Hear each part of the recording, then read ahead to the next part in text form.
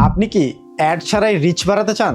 তাহলে শুধু বেশি বেশি পোস্ট করলেই হবে না, এই তিনটা জিনিস ফিক্স করতে হবে, মাস্ট বি। অনেকে ডেইলি কন্টেন্ট আপলোড করে কিন্তু রিচ আসে না, ভিউজ স্টাক হয়ে যায়, এঙ্গেজমেন্ট ডাউন হয়ে যায়। কারণ অ্যালগোরিদম শুধু পোস্ট কাউন্ট দেখে না, মানুষ আপনার কন্টেন্টে কতক্ষণ থাকছে, কতটা রিচ বা রিয়্যাক্ট করছে সেটা দেখে। এর মানে হচ্ছে প্ল্যাটফর্ম আসলে অ্যাটেনশন মেজার করে। আর এজন্যই প্রথম ইম্পর্টেন্ট জিনিস হলো স্ট্রং ফাস্ট 3 সেকেন্ড। ভিডিওর শুরুটা যদি বোরিং হয়, মানুষ কিন্তু স্ক্রোল করে চলে যাবে। তাই ইন্ট্রো না দিয়ে ডিরেক্ট কিউরিয়াসিটি ক্রিয়েট করুন। যেমন ধরুন, এই ভুলে আপনার রিচ কমে যাচ্ছে, অথবা এমনটা হতে পারে এই একটা মিস্টেকের জন্য ভিডিওতে পজ পাচ্ছেন।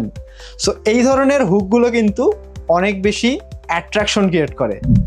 দ্বিতীয় জিনিস হচ্ছে রিটেনশন।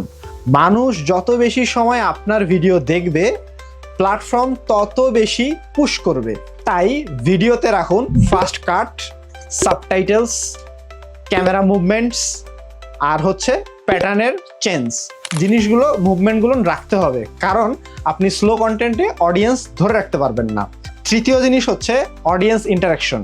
কোশ্চেন করুন, কমেন্টের রিপ্লাই চান বা রিপ্লাই দিন, স্টোরি ইউজ করুন, একটা পুল ক্রিয়েট করে দেখান, অডিয়েন্সকে কনভারসেশনের ভিতরে রাখুন, কারণ প্ল্যাটফর্ম অ্যাক্টিভ ইন্টারাকশন খুবই পছন্দ করে।